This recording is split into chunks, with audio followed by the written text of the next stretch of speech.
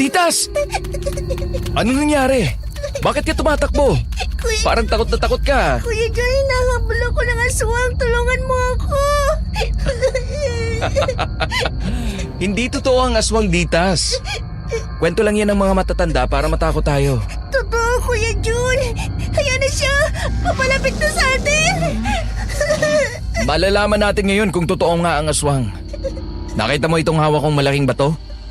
Kapag ipinukol ko ito at tinamaan siya, kapag umaray, tao lang yan na nakasuot ng maskara na kamukha ng halimaw. Eto na, Ditas. Tingnan mo. Aaray yan. Nasa palmo siya sa mukha, Kuya Jun. Hindi siya umaray. Sabi ko na nga, di ba? Kapag nasaktan, tao. Kapag hindi nasaktan, takbo! Halika na! Totoo nga yung multo! Ay mali! Totoong taong lobo! Saklolo! May aswang dito!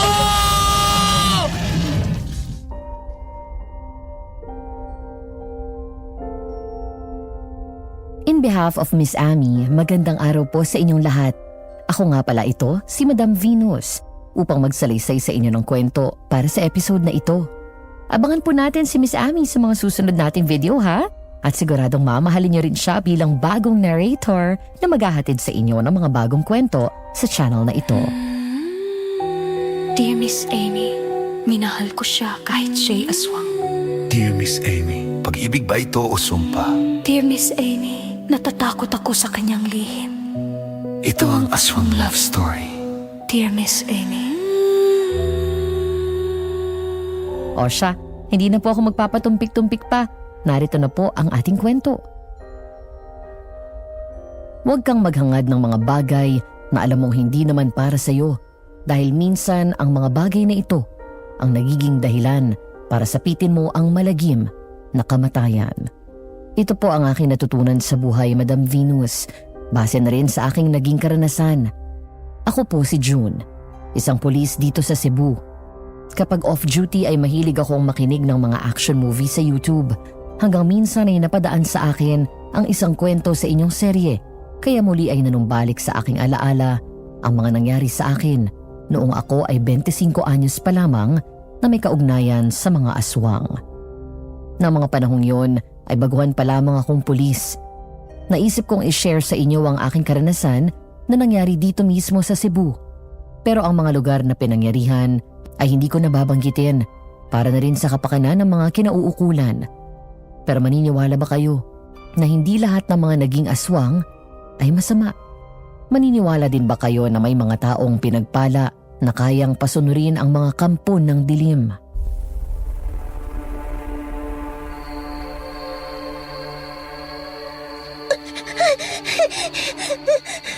Dalian mo, Ditas!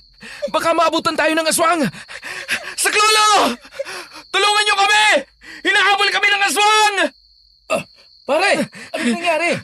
May aswang, pare! Ha? Taong lobo yata yun! Hinahabol kami! Anak ng Judas, pare. Ganyan ba ang papasok sa pulis? Napakaduwag mo. Takbuhin ka pala eh. Pare, kung suntukan lalabanan ko yan ng sabayan eh. Pero kapag aswang na ganyan, tatakbuhan ko! Pero pag may baril na ako, humanda sila. Ako na nga harang sa kanya. Hindi ako magpapasindak sa kagaya niya. Sige! Halimaw! Lumapit ka!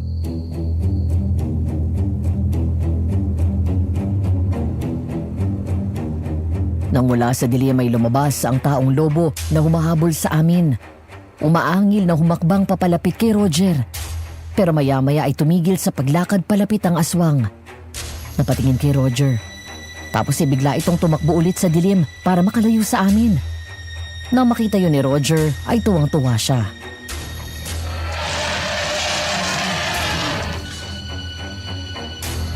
Hoy, aswang! Takbuhin ka pala eh. Takot ka pala na makakalaban ako eh. Nakita mo na, pare. Natakot sa akin yung aswang. Loko-loko! Hindi siya natakot sa'yo! Ha? Natakot yun sa mga tao na paparating na! Hayan na sila, oh! Ganun ba? Akala ko sa akin natakot yung loko na yun eh. Sa mga tao pala. Eh, nasaan ang aswang, June? Doon po tumakbo ang taong lobo! Hindi pa yun gaano nakakalayo. Tayo na mga kasama! Abulin natin ang aswang! Kailangan mapatay natin yon bago pa makapambiktima! O sige, hanapin na! Sige! Ayos ka lang ba, Ditas? Oo, Kuya John, ayos lang ako. Kaya lang nasira ang paghanga ko sa'yo. Kala ko pa naman matapang ka. Yung pala, duwag ka rin. Buti pa si Kuya Roger, malakas ang loob. Salamat, Ditas, ha? Talagang kayang-kaya ko namang harapin yun, eh. Kaya lang, tumakbo na. Basta talaga mga baguhang pulis, puno ng yabang ang buong katawan. Ewan lang kung may ibubuga sa laban.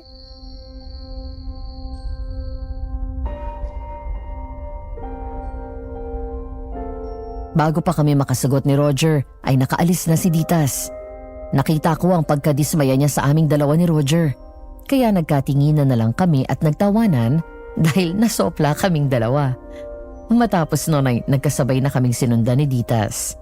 Nang makarating kami sa tapat ng aming bahay, ay nagpaalam na si Roger matapos kaming magkasundo kung anong oras kami pupunta sa presinto bukas para mag-report sa station commander doon. Kaagad akong natulog. Kinabukasan ay excited akong nagbihis at isinuot ang uniform ng pulis. Nang paalis na ako ay dinampot ko na ang envelope na naglalaman ng mga papeles ko.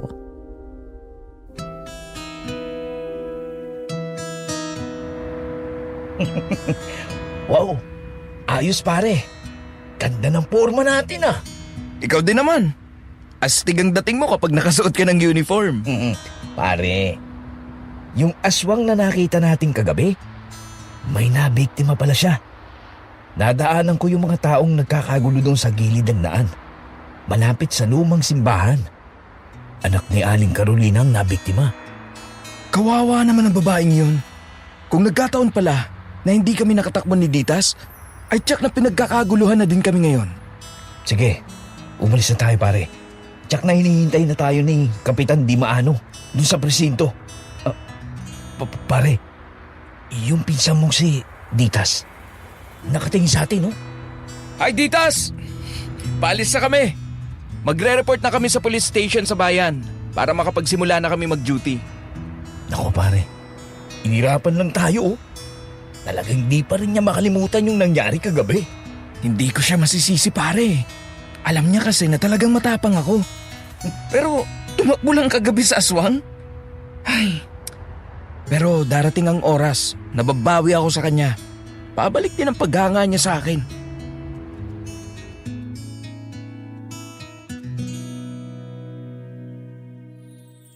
Tuloy-tuloy na kaming umalis ni Roger. Pumunta kami sa police station. Nang makarating kami roon ay nagpa-flag ceremony pa, kaya sumama na rin kami sa mga pulis na naroon. Noon ko napansin ang isang babaeng may edad na pulis na isa sa mga may hawak ng lubid habang itinataas ang bandera ng Pilipinas. Pero kahit may edad na siya, maganda at balingkinita ng kanyang katawan. Parang naramdaman niya na nakatingin ako sa kanya kaya tumingin din siya sa akin. Ewan ko, pero bigla akong umiwas ng tingin. Para kasing ang talim niyang tumingin. Di ko na siya tiningnan hanggang sa matapos ang flag ceremony.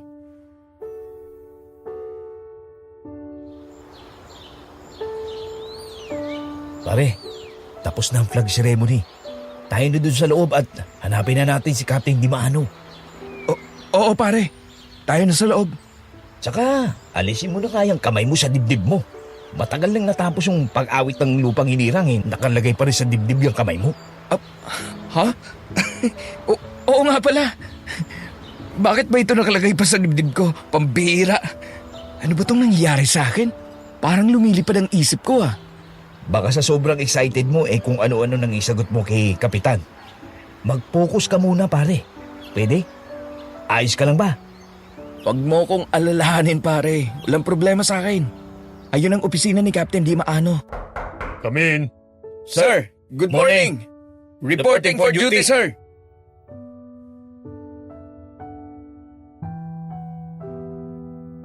Sabay kaming tumayo ng diretsyo ni Roger at sumaludo kay Captain Di Maano. Matapos ay pinaupo na niya kami sa magkabilang upuan sa harap ng kanyang mesa. Iniabot namin ang aming papeles. Isa-isa niyang binuksan yon at tiningnan. Napangiti siya at matapos ay tiningnan kami ni Roger.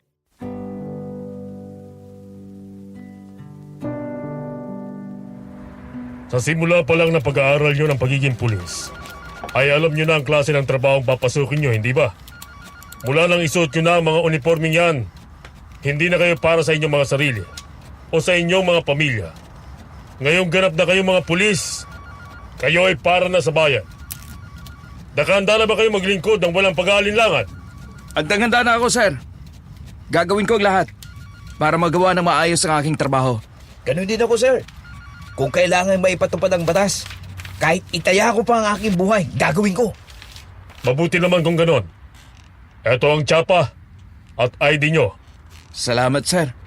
Ito ang authorization letter.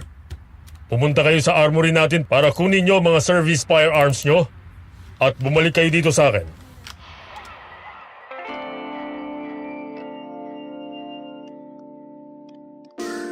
Nagpunta nga kami ni Roger sa armory at dinala ang authorization letter ni Captain Di Maano. Ipinasa namin yon sa isang babaeng pulis na naroon. Ibinigay niya sa amin ni Roger ang 2 kalibreng 45 na baril na may kasamang 2 magazine. Naglabas din ng 4 na kahong bala. Tig 2 kahon kami ni Roger. Matapos noon ay nagbalik kami sa opisina ni Captain Di Maano. Doon ay nakita kong muli ang matandang babaeng pulis at ang isa pang may edad na pulis na lalaki.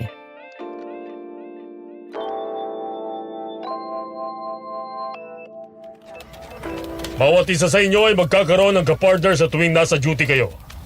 Ikaw, Roger, ang magiging partner mo ay itong si Sargento Corpus. Sir, yes, sir. Masaya ako makakapartner kayo, Sir Corpus. Baguhan pa lang po ako, kaya turuan niyo ako ng mga dapat kong gawin. At ikaw naman, June, ang makakapartner mo ay si Teniente Pipita Malyari. Pero Lola Pepay ang tawag namin sa kanya dito. Lola Pepay? Tama po ba, sir? Siya makakapartner ko? Oo. From now on, ay kayong dalawa magkakasama sa bawat lakad. Bawat misyon at kahit sa pagpapatrolya, si Lola Pepay na makakasama mo. Pero, sir, Bakit, Rookie? Ayaw mo ba ako makasama? Parang nilukot na damit yung mukha mo, ah. Kailangan pa ba ng plancha para maayos yan? ay, hindi naman sa ganun, Lola Pepay. Pero, si Lola na kayo eh. Makakaya niyo pa bang tumakbo at makipagabulan sa mga kriminal? Baka hingalin kayo, tatakihin sa puso. Cargo de konsensya ko pa kayo. Abay, pasmado pa lang dila ng batang ito eh. 65 years old pa lang ako. At sa edad kong ito ay malakas pa ako. Yun na nga po eh. Senior na kayo. Hindi pa ba kayo magre-resign? Dapat po sa inyo ay nasa bahay na lang at nag-aalaga ng mga apo.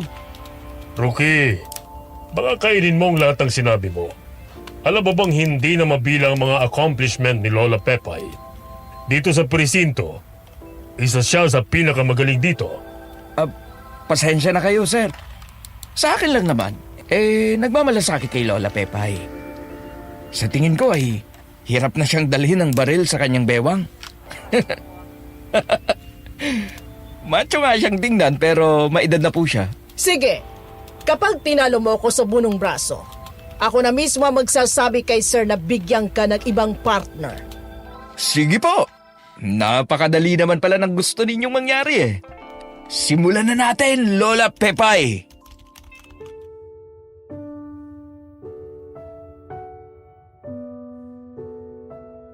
Dumukwa nga si Lola Pepay sa lamesa ni Captain Di Maano. Lumapit naman ako sa kanya at nagsimula kaming magbunong braso. Kaagad ay ibinigay ko ang aking lakas para ipakita na mas malakas ako sa kanya dahil bata pa ako.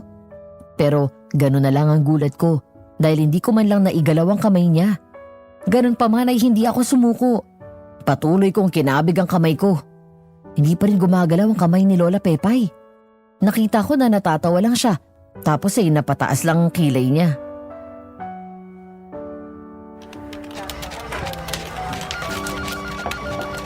Nakakaantok ka namang kalaban sa bunong braso.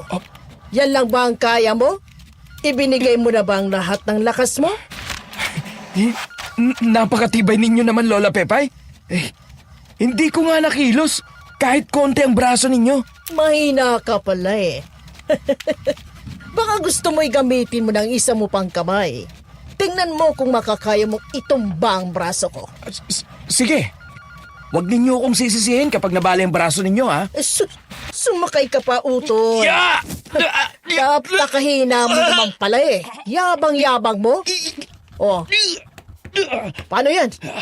Ako naman ang kikilos, ha?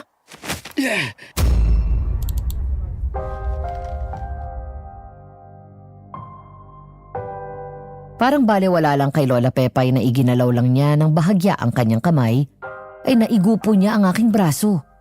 Nang iangat niya pataas ang kanyang kamay, ay natangay ako. Napilitan akong bumitiw sa kanya. Hiyang-hiya ako sa mga kasama namin ng pagkakataong yun. Napatingin na lang ako kay Roger. Bahagya naman niya akong si Nico.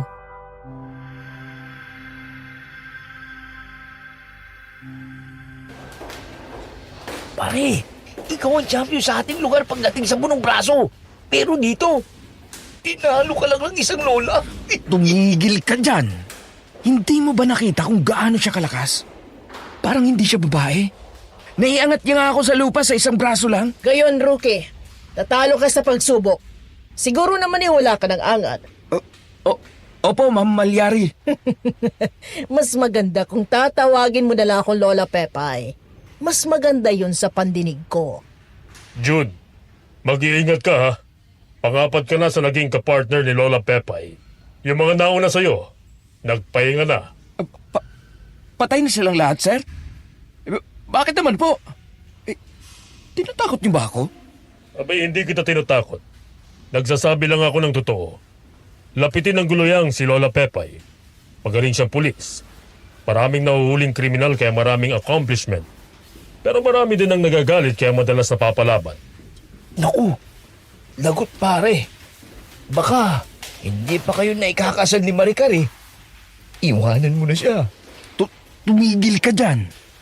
Pati ako nininervyo sa'yo eh. Huwag kang mag-alala, Rookie. Kapag marami kang accomplishment, madaling tataas ang ranggo mo. Akong bahala sa'yo. Sige po, Lola Pepay. Kaya lang, ayaw ko naman maging pang-apat na mamahinga. Puro mga most wanted criminal dito sa Cebu ang hinahanap ni Lola Pepay. Lahat ng mga yon, may reward money sa ulo. Swerte mo, Rookie. Ikaw ang makakasama niya. Sige po, sir. Gagawin ko ang lahat ng makakaya ko para hindi naman nakakahiya sa lahat. Kaya nga galingan mo. Sir, lalakad na kami. Hanapin ko na yung ipina-follow up kong kaso ni Estong Balisong. Sige, Lola Pepay. Mag-iingat kayo ni June. Ikaw nang bahala sa kanya. Isama mo na sina Roger at Sargento Corpus. Rookie, ayos na ba yung baril mo? Baka wala pa yung bala. Unang sabak mo pa lang ay mamamatay ka na. Wala pa nga po. Sandali lang po at lalagyan ko.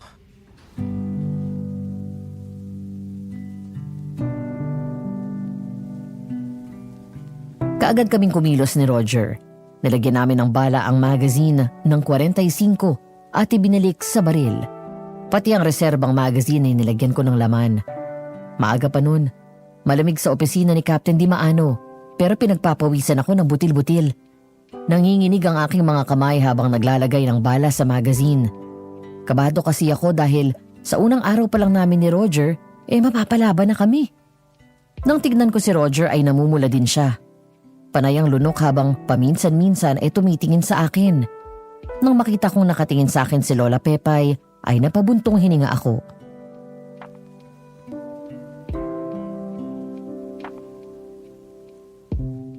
Kung tapos ka na ay tayo na. Marunong ka bang magmaneho? Opo, marunong po. Oh, eto ang susi ng patrol. Ikaw na magmaneho. Humanda ka dahil kung totoo ang impormasyong nasagap ko, mapapalaban tayo ngayon. Nakahanda po ako. Tayo na po. Pare, ba't timing yata tayo ah? Unang araw, laman agad. Hindi pa nga tayo nakaka-firing para ma-practice itong mga baril natin. Huwag ka na maingay. Sumunod na lang tayo sa kanila. Di ang mga kriminal ang gawin yung target shooting. Lola Pepay, pansin ko lang ha. May nakasabit kayong baril dyan sa bewang ninyo. Tapos 5 magazine.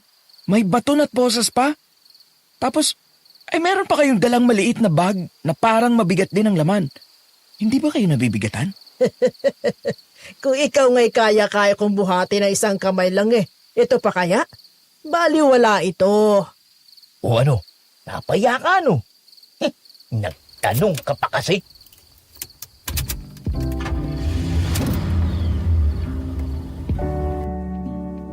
Nang makasakay na kami ni Lola Pepay sa police patrol car, ay itinuro niya sa akin ang daan papunta sa lugar kung saan daw nagtatago ang kriminal na si Estong Balisong. Sa kabilang patrol car naman, nakasakay sina Roger at Sargento Corpus. 1 oras din ang naging biyahe namin bago kami nakarating sa lugar.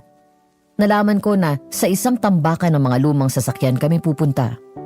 Nang tingnan ko si Lola Pepay, ay nakita ko na isang lumang medalya ang isinuot niya sa kanyang leeg. Ang palawit nun ay hinawakan niya at may ibinubulong siya, tapos ay inilagay niya sa bulsa ng uniform ang palawit.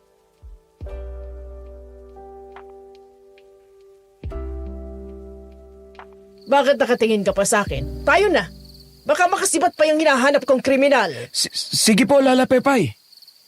Ito na yung lugar na sinasabi ng impormante ko. Dito raw nagtatago si Estong Balisong at ang tauhan niya. Mag-iingat tayong lahat. Tiyak kung lalaban ang mga kriminal na ito. Lola Pepay, kung marami pala sila dapat marami din tayo na sasalakay sa kanila. Kapag kumpirmado na tayo na nariyan nga sila, saka tayo tatawag ng backup. Pasukin na natin ang lugar para malaman natin. Sige, Lola Pepay. Kasunod mo kami.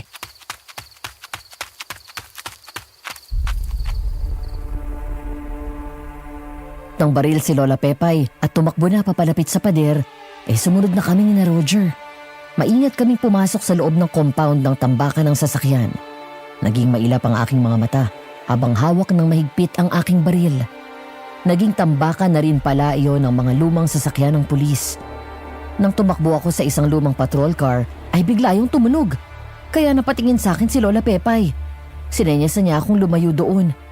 Kaagad akong kumilos at sumunod kay Lola Pepay papasok sa loob ng lumang gusali.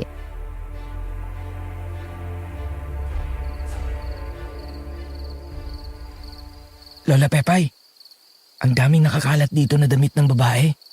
Marami rin mga bahid ng dugo sa sahig. Parang bago lang ang mga ito Tingnan ninyo. Hindi pa gaanong tuyo ang dugo. Baka dito nila dinadala yung mga kinidnap nila. Yung iba namang natatagpo ang babaeng na-rape ay baka dito rin nila ginagawa ang mga kawalang hiyaan na yon. 3 malalaking building ang nasa compound na ito. Nagtambak pa ang mga sasakyan. Saan kaya sila nagtatago? Tahimik na tahimik O baka naman, kanina pa nila alam na nandito na tayo. Palagay ko ay tama si Roger. Kumilos na tayo. Mag-iingat kayo. Sandali. May nararamdaman ako. Bakit, Lola Pepay? Anong problema? Dumapa kayong lahat! Nasa kabilang gusali ang mga kriminal! Ang talos ng pakiramdam mo, Lola Pepay. Nalaman mong nasa kabilang gusali yung mga kalaban. Mamaya mo na ako purihin. Tapusin na muna natin ang laban. Mag-iingat tayong lahat. Kailangang mahuli natin si Estong Balisong ngayon. Sige, Lola Pepay. Mga rookie, namumutla kayong dalawa. Nanginginig ang mga kamay nyo? Makakaya nyo bang iputok ang mga hawak nyong baril? Nakasiksik kayong dalawa dyan sa ilalim ng lamesa. Iba kasi ang training sa school at iba din pala ang actual. Mas nakakatensyon ang totoong laban. Itong tatandaan nyong dalawa. Sa ganitong sitwasyon, kailangan nyong pumatay kung ayaw nyong mamatay.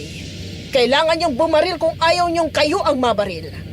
Pinasok nyo ang pagpupulis. Dapat kahit nasaan kayo dala nyo ang mga balls nyo. Tayo na.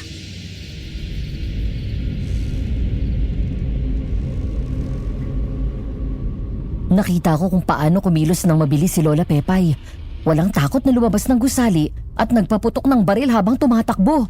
Hanggang sa makarating sa mga sirang sasakyan para doon magtago. Nang makabuelo na siya, kaagad niya kaming sinenyasan na sumunod sa kanya. Kaya nang paputukan niya ang mga kalaban sa kabilang gusali, ay patakbo kaming lumabas. Pinutok ko rin ang hawak kong baril. Habang ang atensyon ko ay nakatuon sa kalaban, ay naapakan ko ang tae ng aso kaya nadapa ako. Ang kamay ko inahawakan ng isa pang tumpok ng tae ng aso.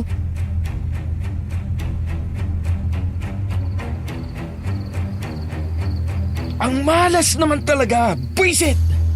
Ano pang ginagawa mo dyan, rookie? Bumangon ka na, madali! Naku po, pare. Ibak ng aso yan Bangon, pare. Papalapit na mga kalaban. Pumunta ka na dito sa amin ni Lola Pepay. Sige, nandiyan na ako. Ang baho mo! Bakit naman pati ang nananahimik na ebak ng aso inapakan mo pa? Pasensya na po. Masyado lang akong natitensyon. Sige, pasukin na natin ang mga kubag na to. Kilos na, bago pa makatakas si Estong Balisong. Sayang din ang reward.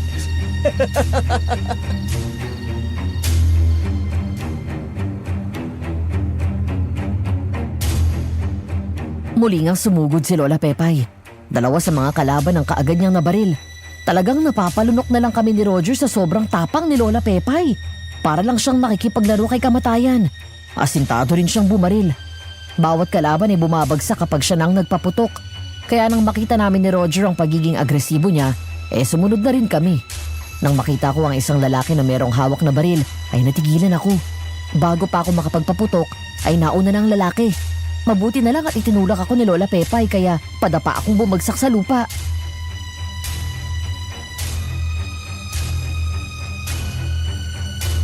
Nagpapakamatay ka ba? Sinabi ko na sa'yo na sa ganitong sitwasyon, kailangan mong maging handa. Aktual na laban to, Rookie. Huwag mong kalilimutan na minsan lang ang buhay natin. Walang nabibiling buhay sa drugstore. Salamat, Lola Pepay. Iniligtas niyo ako. Parang Jun, ayos ka lang ba? Muntik ka na maging kwento na lang ah. Ayos lang, pare. Mabuti na lang nga. At naitulak ako ni Lola Pepay. Kung hindi, baka paglalamayan na ako mamaya. Oy, kung ayaw mong matulad sa mga nauna kong naging kapartner, maging alisto ka. Pinasok mo ang trabahong to kaya panindigan mo. Ngayon, kung hindi mo kaya, umuwi ka na at mamaya mag-resign ka na kaagad. Ayoko maging kargo ni konsensya kayong dalawa. Salamat, Lola Pepay. Patawad po. Pero mula ngayon, gagawin ko ang lahat ng makakaya ko. Good boy, Rookie. Tingnan mo si Sargento Corpus. Nung una ko makasama yan, ganyan din sa'yo. Hindi ko siya naging partner. Pero tuwing kasama ko siya sa operasyon, hindi siya nagpapabaya. Nakakaya naman kasi kung mas magaling pang matandang kagaya ko kaysa sa inyo.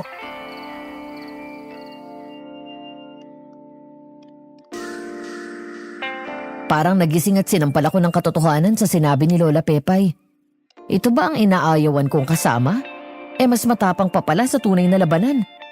Kaya nang iwanan ako ni Lola Pepay at muli siyang sumugod ay buo na ang loob ko. Nang makita ko ang isang lalaki ay pinaputukan ko yun. Hindi ko man tinamaan nagawa ko naman na pigilan siya sa pagtakbo.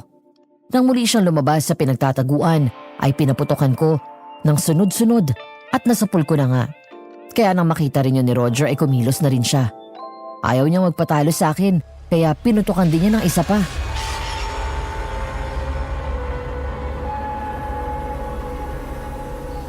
That's my boy! Ayos yan! Hayun na si Estong Balisong at ang dalawa pa niyang kasama. Tumatakas sila. Salubungin niyo sa kabila! Sige, Lola Pepay. Kami nang bahala sa kanila. Doon tayo pare!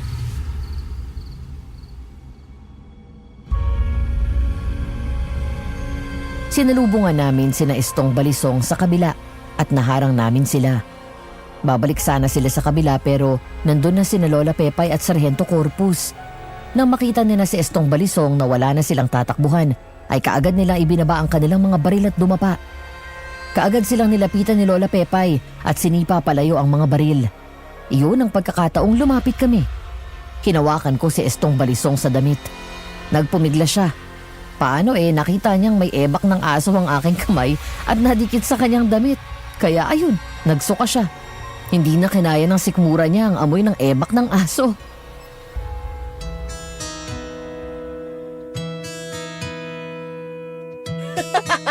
Akala ko na may nilalaban pa itong si Estong Balisong.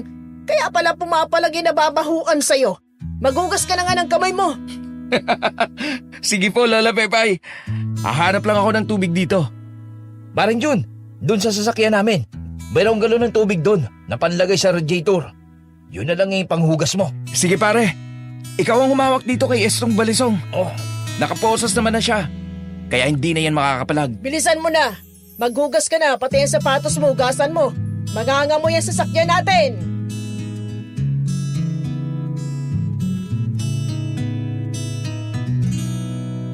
Napapatawa na lang akong sumunod kay Lola Pepay. Matapos kong maghugas ay bumalik na ako sa kanila. Di nagtagal ay dumating na ang backup namin na mayroong dala na mas malaking patrol car kaya doon isinakay ang mga nahuli naming kriminal. Matapos na makagawa kami ng report ay saglit kaming nanatili sa istasyon. Nang sumapit ang dilim ay nagpatrolya kami ni Lola Pepay. Itinigil ko ang patrol sa isang tulay. Tumayo ako doon at tinanaw ang malaking ilog.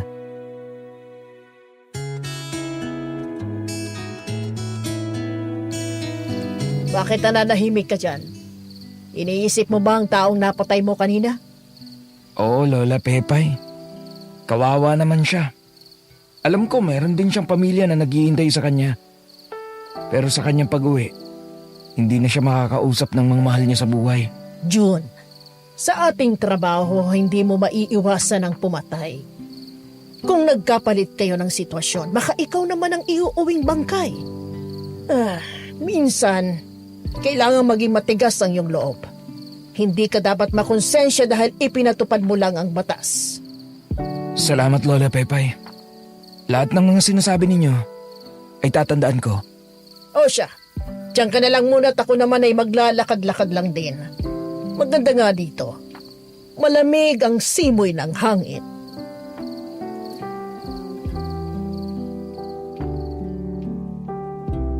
Napangiti lang ako, tapos ay napatingin ako sa langit.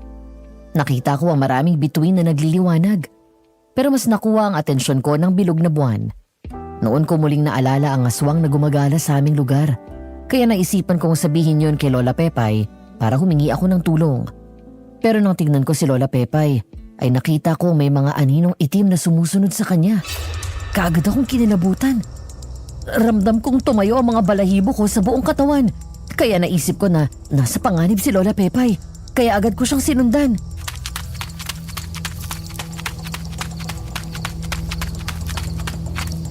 Lola Pepay! Lumingon ka sa likuran mo! Bakit yun? May problema ba? May nakita kasi akong aninong itim na sumusunod sa iyo kanina. Hindi mo ba sila naramdaman? Anino? O baka naman ang anino ko lang ang nakikita mo. Maliwanag ang buwan, natural. Kapag naglakad ako, meron akong aninong susunod sa akin. Ibang anino, Lola Pepay. 2 aninong itim yung nakita ko eh. Naisip ko tuloy, hanggang dito pala ay mayroong gumagalang aswang kagaya sa amin.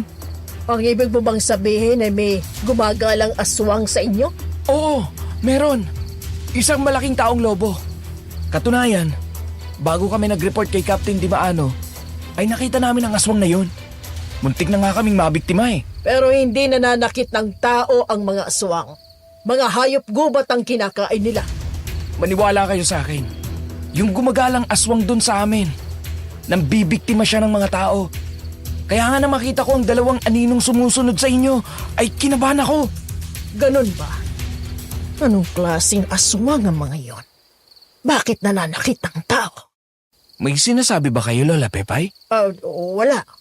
Kinakausap ko ang sarili ko. Tayo na. Umalis na tayo dito.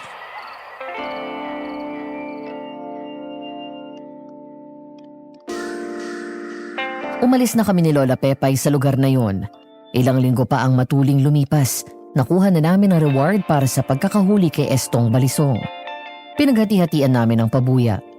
Nang mahawakan ko na ang aking parte, bumili ako ng posas na yari sa pilak. Nang magkita kami ni Lola Pepay sa presinto, ay ibinigay ko sa kanya ang binili kong posas.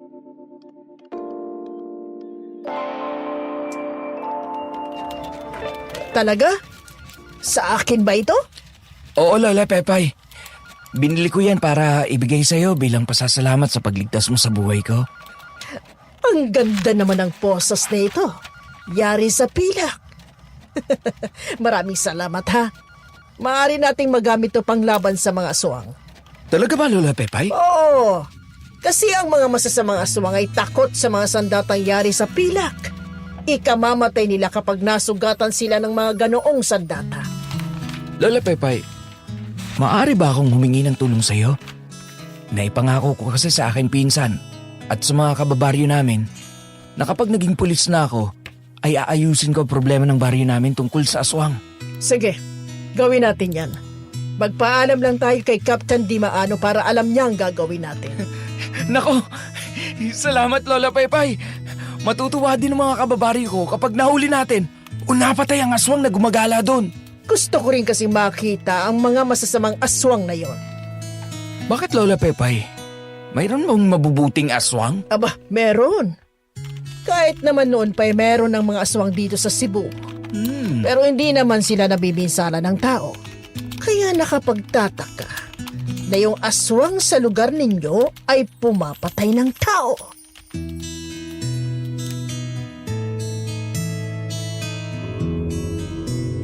Nang gabing yon, habang nagpapatrolya kami ni Lola Pepay, ay may nakita kami na isang babaeng duguan na tumatakbo sa kalsada.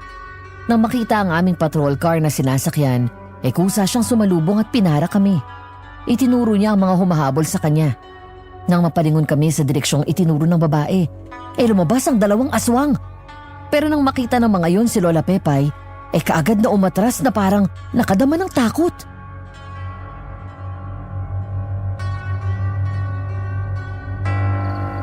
Lola Pepay, patay ng babaeng ito. Ayun ang mga aswang! Habulin natin sila! Akala ko'y sa aming baryo lang sila nagkakalat ng lagim. Pati pala sa lugar na to ay nakarating na rin sila. Kaya nga dapat natin sila pigilan. Tapusin natin ang kasamaan nila! Lola Pepay, pumasok sila sa luma at abandonadong istasyon ng pulis. Akin ang baril mo, Jun. Meron lang akong gagawin. Dalian mo! Hetong baril ko, Lola Pepay. Ano bang gagawin mo? Teka, anong klaseng tubig yan? Bakit binubuhusan mo ang bunganga ng baril ko? Holy water ito mula sa Basilica del Santo Niño. Oh, Ito rin ang bendetadong tubig na ipinapahid ko kapag ako'y nasusugatan. Mga aswang ang kalaban natin ngayon. Kaya kailangan kong tiyakin at tatablan sila ng baril mo. wow! Ang galing niyan, Lola Pepay! Ngayon, humanda sila sa akin! Pero kailangan pa rin nating mag-ingat. Alalahanin mo na aswang ang kalaban natin, June. Mas mahirap silang kalaban kaysa sa mga ordinaryong kriminal. Madilim sa loob ng kusali kaya gamitin mo flashlight mo. Sige, Lola Pepay. Pagdidikitin ko palagi ang 2 kong kamay para kung saan ko itapat ang baril. Doon din nakatutok ang flashlight para makita kung babarilin ko. Magaling! Ganon nga ang nararapat mong gawin. Oh, eto na ang baril mo. Sigurado akong mamamatay ang bawat aswang na tatamaan mo.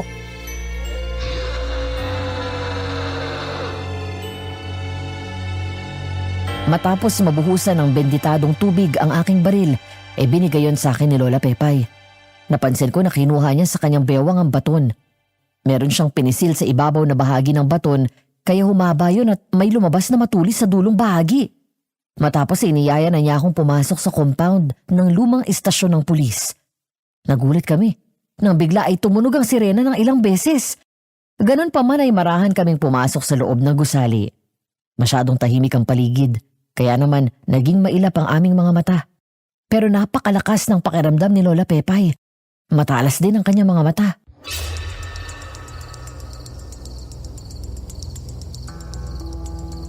Hindi ka makakapagtago sa akin, aswang! Lumabas ka dyan! Ang galing mo talaga, Lola Pepay! Alam na alam mo kung saan siya nagtatago. Natataranta tuloy na umalis sa likuran ng kabinet. Sobra ang laki ng takot sa'yo. Dapat lang talaga silang matakot dahil may kasalanan sila. Huwag kang magkumpiyansa, June. Nararamdaman ko na hindi siya nag-iisa. Kung ganon, ay hindi pala siya nag-iisa. Marami pala sila dito. Pero ayos lang, Lola Pepay. Ang mahalaga ay makakaya silang tabla ng sandata natin. Talasan mo ang pakiramdam mo. Traidor ang mga aswang. Bigla-bigla na lang silang umaatake.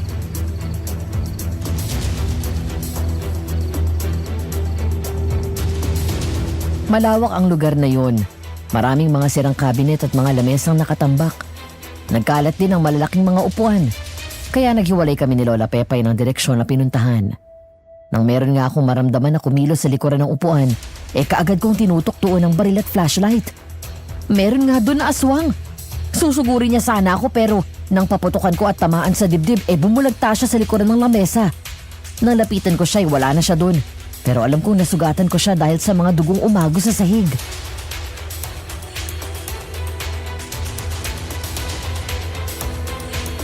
Sa likuran mo, Paring June! Walang yakang aswang ka! Gusto mo ba akong biktimahin, ha? Tapos ka na ngayon! Yeah! Paring Roger! Salamat, ha? Teka, paano niyo nga pala nalaman na nandito kami? Nadaanan namin ang mobile ninyo. Nakita rin namin yung patay na babae. Kaya hinanap namin kayo. Tapos narinig namin ang malalakas na putok ng baril. Mula dito. Kaya pumasok na rin kami ni Sargento Corpus. Ganun ba? Eh, mabuti na lang at dumating kayo. Halika na, hanapin pa natin ang iba. Sabi ni Lola Pepay, ay hindi lang iisa ang aswang na nandito. Sinundan ni Sargento Corpus si Lola Pepay. Doon sa ikalawang palapag nitong building na ito. Tayo na, sumunod na din tayo sa kanila.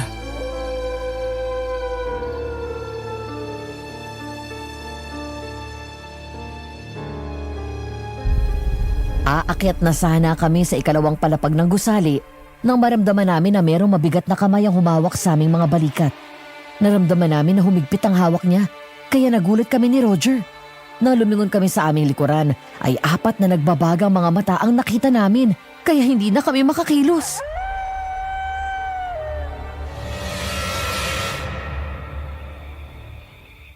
Naku po!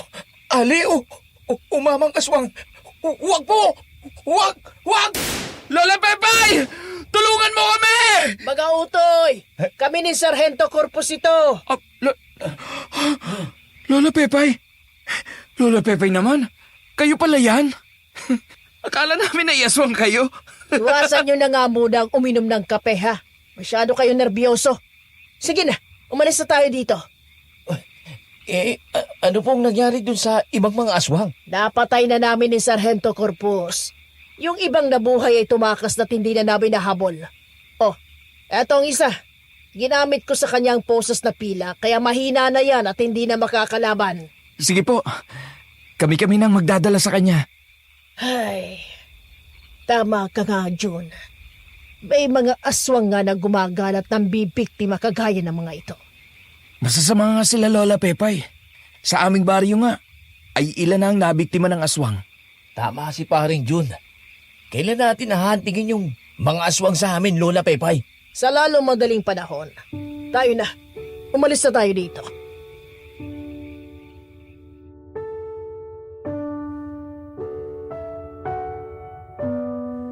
Nang sumunod na araw ay nagpaalam kami kay Captain Dimaano na tutugisin ang mga aswang sa aming baryo.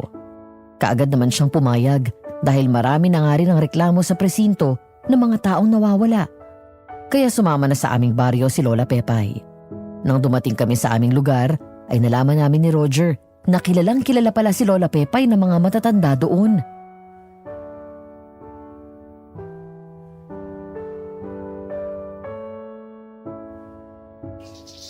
Dito pala ang lugar niyo ni Roger. Oo, Lola Pepay. Kilala pala kayo dito, lalo na yung mga matatanda. Oo na, bahal. Sa lugar na ito ako lumaki at nagkaisip kaya kilala ako ng mga taga rito. Yung mga matatanda na yan, ay mga kasabayan kong lumaki dito. Kaya lang ang nakakalungkot eh, ginugulo na pala ngayon ng mga aswang ang lugar na ito. June, bakit nandito kayo? Oo, mahal ko. Dito muna kami ngayon. Hahantingin namin yung aswang na gumagala dito at nambibiktima. Mabuti naman kung ganun. Siya ba si Lola Pepay? Aba, kilala mo na pala ako kahit ngayon lang tayo nagkita. Oo, Lola Pepay. Palagi ko kasi kayong ikinikwento sa kanya. Siya si Maricar, nobya ko. Nako, ikaw pala ang nobya ni June. Alam mo bang napakabait itong nobya mo? Opo. Talaga pong mabait si June. Lola Pepay, dun muna kayo tumuli sa amin. Mahal, bili ka na muna ng merienda sa tindahan. Oo, sige. Ikaw na munang bahala kay Lola Pepay, ha?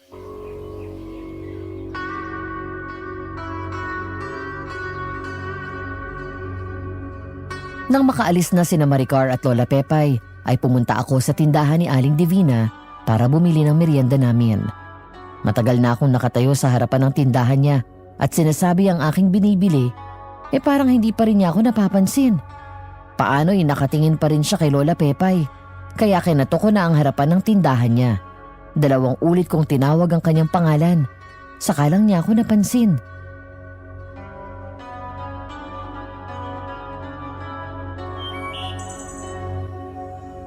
Maswerte ka kung kasama mo si Lola Pepay.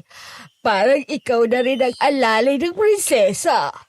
Ano pong sinasabi ninyo na prinsesa si Lola Pepay? May mga kwento ang mga matatanda na noon ko pa naririnig na iyan daw si Lola Pepay ay anak ng mabait na Haring Aswang na nanirahan sa lugar na ito. Bago siya mamatay, matapos ang digmaan sa mundo ng kadiliman, ay inutusan niya ang mga piligtauhan para bantayan siya. Bagong silang pa lang doon si Lola Pepay. Totoo po bang sinasabi ni Aling Divina? May dugong bugaw si Lola Pepay? Siya ang prinsesa ng mga aswang? Ang prinsesa ng mga aswang na si Pepay ay inampon at pinalaki ng isang madre sa loob ng simbahan. Kung nakikita mo ang binditadong bato na dala niya, nabindisyonan iyon ng madre na nagpalaki sa kanya. Kung ganun, ang lumang simbahan pala sa sentro ng ating baryo ang naging tahanan niya. Pero baka kwento lang naman yun, Aling Divina. Hindi naman siguro totoo. Ikaw na ngayon ang alalay ni Prinsesa Pepay. Ikaw na ang bahalang tumuklas kung totoo ang sinasabi ko. Hindi ka ba nagtataka na sa kanyang edad ay sobrang lakas at bilis pa niyang kumilos? Napakatapang niya na kahit ang mga aswang ay natatakot sa kanya. Sige, yan ang aking gagawin. Pero pabili muna ako ng makakain namin nila Lola Pepay.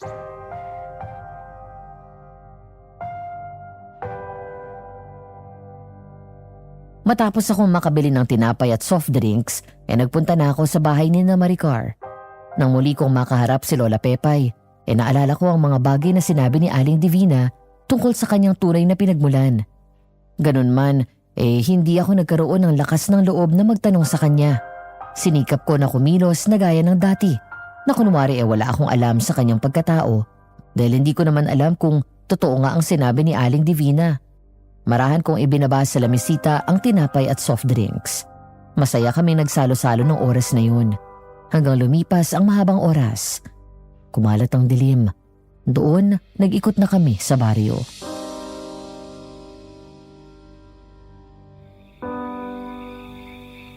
Bilog na bilog ang buwan.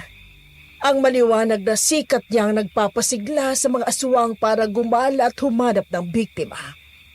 Alam ko makikita natin siya ngayon. Tama kayo, Lola Pepay.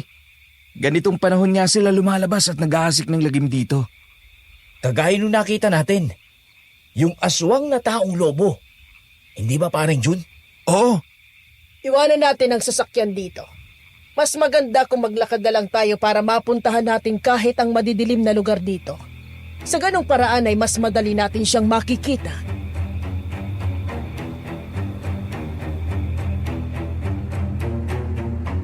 Ginawa nga namin ang sinabi ni Lola Pepay. Nagtambay kami sa mga puno ng sagingan na kung saan ay marami ring matataas na talahib. Tahimik kaming naghintay doon. Ang una naming nakita na dumaan ay matandang lalaki na may hatak na kalabaw. Sinenyasan kami ni Lola Pepay na huwag kikilos. Hindi raw yun aswang. Maya-maya ay naisip ni Lola Pepay na maglayo-layo kami ng kaunti. Kaya lumayo siya at kami ni Roger ang magkalapit. Di nagtagal ay meron lumapit sa likuran ko. Inakala ko si Lola Pepay yun at nagbibiro lang kaya hindi ko nilingon agad. Basta na lang akong sumagot.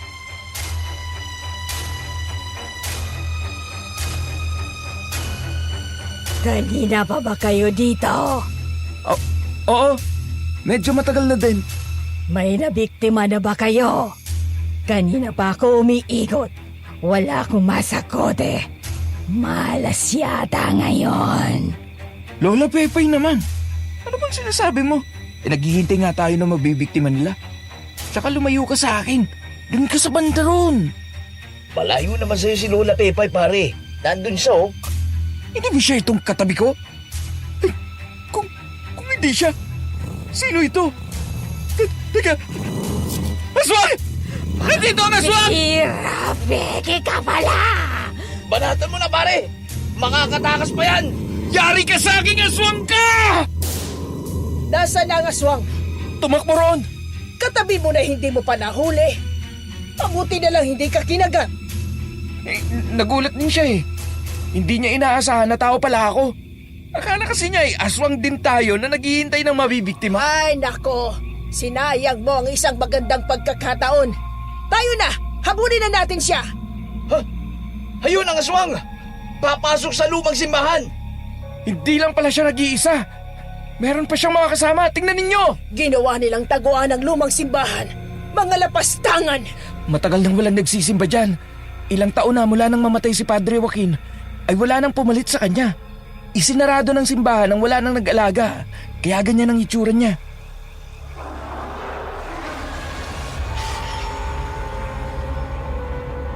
Marahan kaming pumasok sa loob ng simbahan. Tahimik na tahimik doon. Walang maririnig kundi ang aming mga yabag. Gamit ang mga flashlight ay hinanap namin sa loob ng simbahan ang 3 aswang na pumasok doon. Una kong matanglawan ang altar na may kandilang patay na at wala nang ningas. Sa bandang ibabaw ay mga santo na may pulang luha. Kinalabutan ako sa aking nakita. Hindi rin kumukurap sina Roger at Lola Pepay nang mapatingin sa mga santo na tinatanglawan ko. Di nagtagal ay napatingin ako sa confessional booth. Nakarinig kami ng misteryosong ungol. Kaagad na kumilos si Lola Pepay. Binuksan yun. Pero hindi aswang ang nakita namin, kundi kalansay na nakasuot ng abito.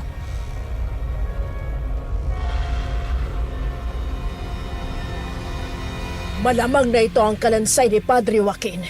Siyang may-ari ng misteryosong ungol na yon. Ang kaluluwa niya ay hindi matahimik dahil dito lang nakalagay ang kanyang kalansay. Pero inilibing siya sa sementeryo nung mamatay siya. Sinong kumuha at ibinalik dito? Siguradong aswang na balbal ang may gawa nito. Sila ang mga klase ng aswang na kumakain ng patay. Ang mga hangal na ito. Nilapastangan ang bangkay ni Padre Joaquin. Ginawa pang lungga ang tahanan ng Diyos. Walang kapatawaran ang ginawa nila.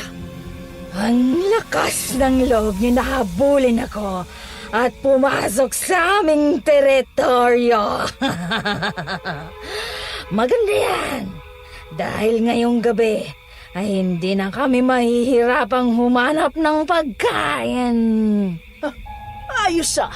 Ang dami niyo pala dito. 1, 2, 3, 4. Naku, nakakatakot naman. 7 hudas na aswang pa lang nandito at nagkakanlong sa simbahan. Wala nga namang mag-iisip na pagtataguan ito ng mga aswang. Kaya pala kapag sumasapit ang gabi, ay marami nang natatakot dumaan dito sa tapat ng simbahan. Kasi bigla na lang tumutunog ang kampana sa hating gabi. At kasunod ay maririnig ang malalakas na ungol. Kayo palang may gawa! Tama ka, mamang pulis. Pero malas mo. Dahil ngayon na ang iyong katapusan. Naku, may mga halimaw talaga na walang utak. Akala nila kahit marami sila ay magagawa nila ng madali ang gusto nila. Ganon pala ha? Mga kasama! Patayin ang mga hangal na yan! Pagpistahan natin ang mga katawan nila! Jun, Roger, ipagtanggol niyo ang sarili niyo laban sa kanila. Hindi ako papayag na mamatay dito! Marami pa akong mga pangarap na gustong matupad! Kaya lalabanan ko kayo! Ang galing mo pa rin yun! Asintado ka! Oo naman! Baka kasi magkakwentuhan ulit si Maricar at Lola Pepay. May maikwento naman ang maganda sa akin. Sige, laban na! Idol na rin kita mula ngayon, pare! Hindi sapat ang matamaan niyo lang sila. Tiyakin niyo ang kanilang kamatayan. Nabuhusan na ng holy water ang mga baril at bala namin. Kaya tsak na mamamatay sila!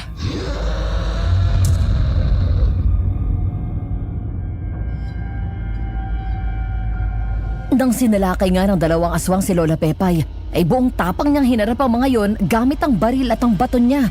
Bawat tamaan ng baton na may talim ay namamatay at nangihina. 3 aswang kaagad ang bumulagta sa isang mabilis na kilos ni Lola Pepay. Kaya naman ang natitira na 3 aswang ay nagulat sa nakitang nangyari sa kanilang kasamahan.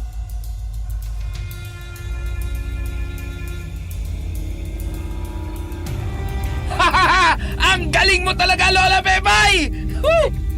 Ikaw si Pepay! Ako nga, at wala nang iba.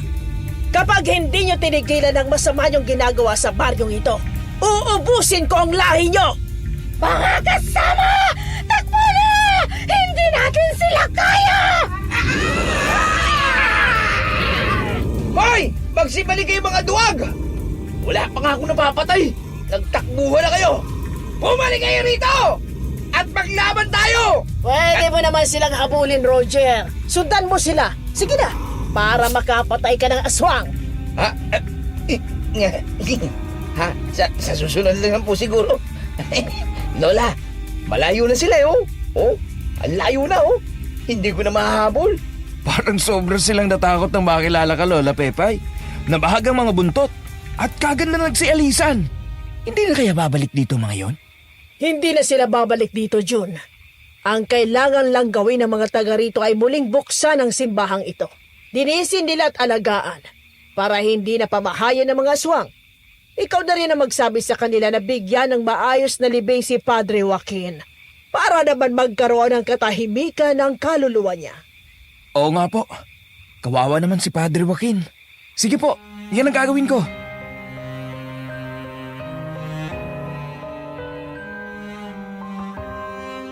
Nang buksan nga namin ang simbahan at lumabas kami, ay nakita namin na naroon na ang mga taong baryo na may dalang mga sulo, sibat at mga itak. Kasama nila si Maricar at Mang Densyo. Inisip pala nila na napahamak na kami nang makita ang aming sasakyan at wala kami roon.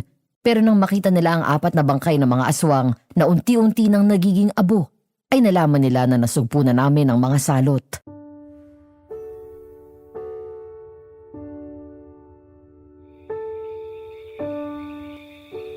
Mahal, ang galing nyo ni Lola Pepay. Nasa kote niyong mga aswang. Mula ngayon ay matatahimik na ang lugar nyo. Hindi na babalik dito ang mga aswang na yon. Ayusin natin muli ang simbahan at talagaan mga kasama. Mang Densyo, kayo na pumanguna sa kanila sa paglilibing sa kalansay ni Padre Joaquin na nasa confessional booth. Sige, June. Kami nang bahala sa kanya. Siya nga pala, Lola Pepay. Ang lahat ng mga taga rito ay nagpapasalamat sa inyo. Mula noon hanggang ngayon, ikaw ang nagdadala ng katahimikan sa ating lugar. Maraming salamat. Maraming salamat din po sa inyong lahat. Magpasalamat din kayo kina June at Roger na kahit mga bagitong pulis ay ginagawa nila ng maayos ang kanilang trabaho. Malaki na itulong nila sa akin para hulihin at pigilan ang mga kriminal at masasamang nilalang kagaya ng mga aswang.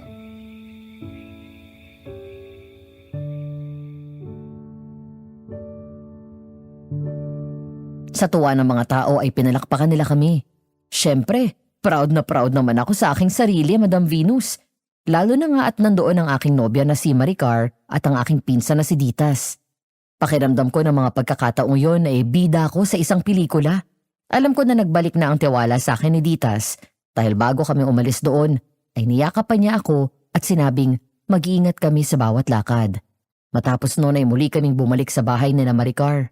Doon na rin kami tumuloy para magpahinga. Malalim na rin kasi ang gabi. Habang nagkakape kami ni na Maricar ay napansin ko na hindi mapakali si Lola Pepay. Kaya lumabas siya ng bahay. Hindi niya alam na lihim ko siyang sinundan. Nakita ko na habang naglalakad sila ay kausap niya ang aninong itim.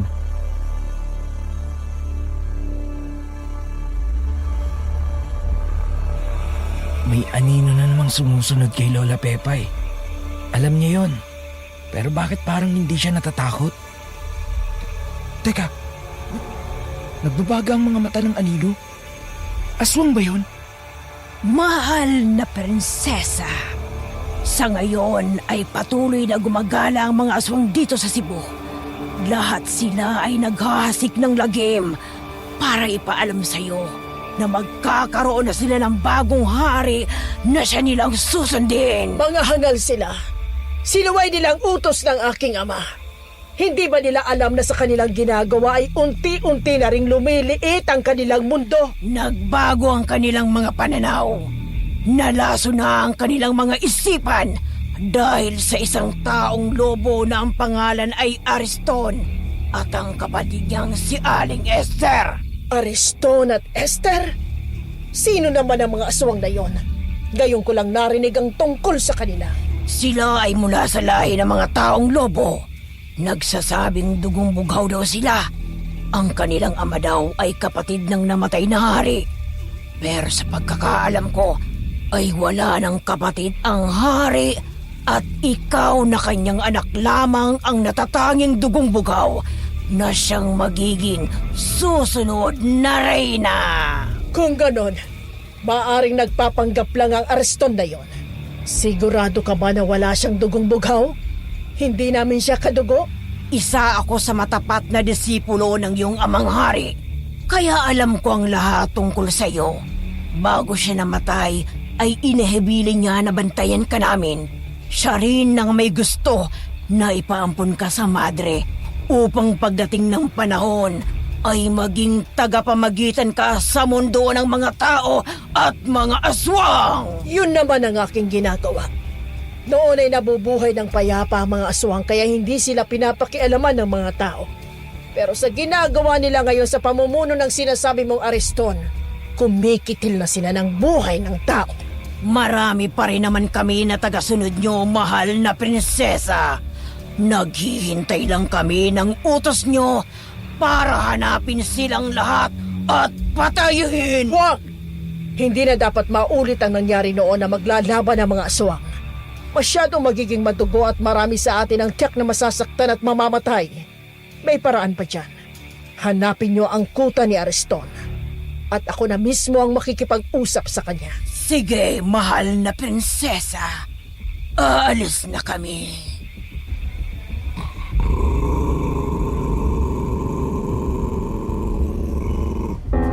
Mula sa dilim ay naglabasan pa ang maraming aswang na nagtatago lang pala.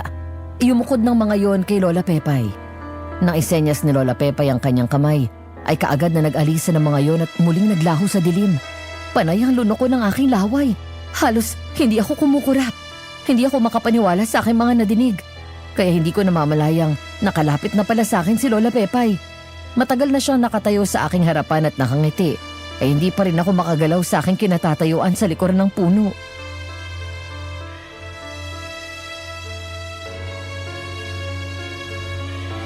Oh, bakit ganyan ang tingin mo sa akin?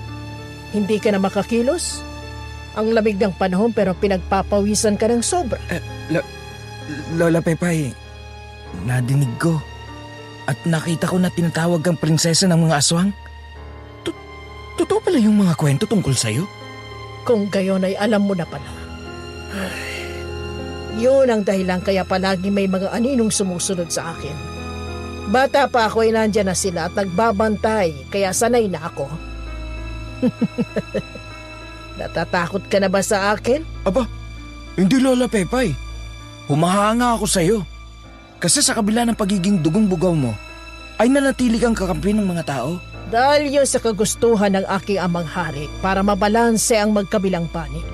Ang mga tao at ang mga aswang. Pero kung isa kang aswang at may dugong-bugaw, bakit hindi ka nagiging kagaya nila? Dahil yun sa kagagawa ng madre nagpalaki sa akin. Siya ang nagbendisyon sa akin. Hindi man ako nakapagpapalit ng anyo kagaya ng isang aswang, ay tinaglay ko naman ang mga katangian nila. Sa kanilang lahat, ako ang pinakamalakas dahil sa dugo ng ama kong hari. Kaya pala nire-respeto ka ng mga aswang? Kaya pala nung makilala ka ng mga nakalaban nating aswang dun sa simbahan at marinig ang pangalan mo, ay natakot sila ng sobra. Inaasahan ko na anuman ang natuklasan mo ay ililihim mo. Bagamat marami ng kwento tungkol sa akin na alam ng mga tao, yun ay mananatiling kwento lang. Hindi kagaya ng iyong nalaman at nasaksihan. Oo naman Lola Pepay. Maaari mo kong pagkatiwalaan. Magpahinga na tayo para may lakas tayo bukas pagbalik sa bayan.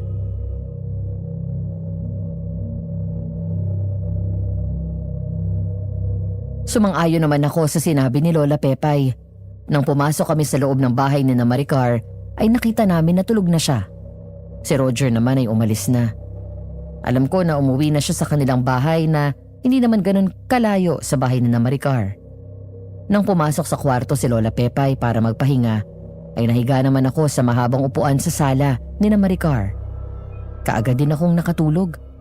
Nang sumikat ang araw ay saglit akong nagpaalam sa kanila para umuwi sa amin at nagpalit ako ng uniforme matapos maligo. Saka ako nagbalik kina Maricar. Naroon na rin si Roger kaya magkakasama na kami sa pagpunta sa presinto at inireport namin kay Captain Dimaano ang nangyari.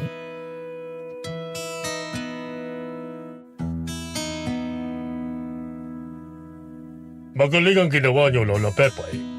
Kaya na'y makakatulog na ng mahimbing ang mga tao ron. Oo nga, sir. Kaya naman tuwang-tuwa ang mga kababaryo ni na Roger at June. Kamusta naman itong si June bilang kapartner mo, Lola Pepay? Medyo maayos na ngayon, sir. Hindi kagaya nung una na palagi akong kinakabahan na baka madisgrasya din kagaya ng mga una kong nakapartner. Madali naman silang matuto ni Roger. Maraming salamat, Lola Pepay. Tsaka, pasensya na kayo nung unang beses tayo magkita. Kalimutan mo ng bagay na yon. Nangregaluhan mo ako ng napakagandang posas eh. Bayad ka na sa kasalanan mo. Siya nga pala. Pasyalan niyo yung Pierre. Marami na akong natatanggap na reklamo ng mga nawawalang pasahero sa baryo. Kamakailan lang ay may pumunta rito na nawala din ang kasama nilang babae pagbaba ng barko. Kidnapping ba, sir? Oo. Baka may malaking grupong nasa likod ng pagkawala ng mga pasahero doon. Imbestigahan nyo nga. As soon as possible, ay gusto kong magkaroon ng linaw ang mga nangyayari sa pier na yon. Sige po, sir. Yan ang tatrabahuhin namin ni June ngayon. Isama nyo na din pansamantala si Roger. Nag-file kasi ng leave si Sargento Corpus. Kaya walang magiging partner si Roger. Sige, sir. Walang problema sa akin yan. Maganda na sila maging magkasama dahil magkaibigan sila. Salamat, sir. Ayos, pare. Dalawa na tayo magiging sidekick ni Lola Pepay. Oo nga, pare. Kaya pagbutihan natin. Nakakahiya naman kay Lola Pepay kung hindi natin gagalingan. Basta gawin nyo lang ang inyong makakaya para magampanan ang inyong trabaho. Tandaan nyo ang lahat ng itinuturo ko, ha? Dahil lilipas ang panahon, kayo naman ang papalit sa amin para magpatuloy na magpatupad ng batas.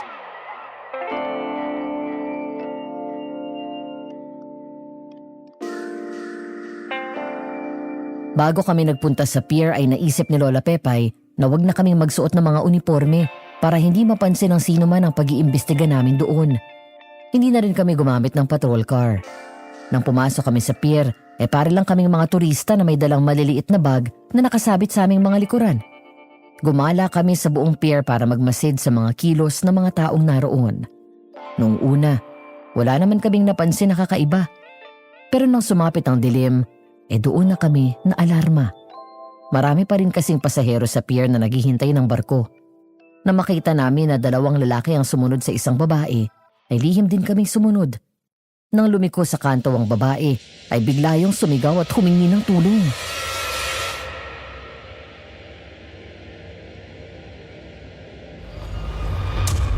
Sa gawin yon, tsak na naroon ang mga kidnapper. Tayo na, madali! Nakapambiktima na naman sila. Ang daming tao dito na naghihintay din ng barko. Nasaan na yung sumigaw kanina at humihingi ng tulong? Parang wala namang nangyaring gulo dito, Lola Pepay. Bumalik tayo dun sa pinanggalingan natin. Dali!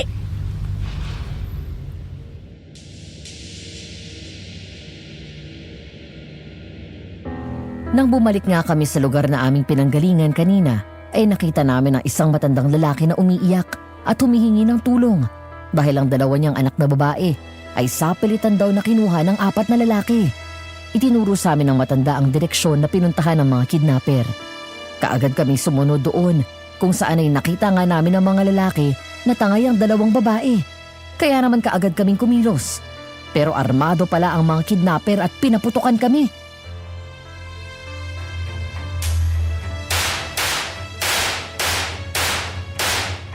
Magtago kayo! Dali! Marami pala sila. Gusto ninyo ng laban, ha? Pwes, yun ang ibibigay namin sa inyo! Huwag kang masyadong mainit, June. Baka tamaan ang mga babaeng dinukot nila. Diskarte ang kailangan sa mga ganitong sitwasyon. Iikot ako sa kanila, Lola Pepay, para mapaligiran natin sila. Sige na, Roger. Ikaw naman, June. Tumawag ka na ng backup. Wala tayong dalang patrol car, Lola Pepay. Nandun yung radyo. Oo nga pala. Sige, kayanin na natin ito. Doon ka sa kabila. Mag-iingat kayo.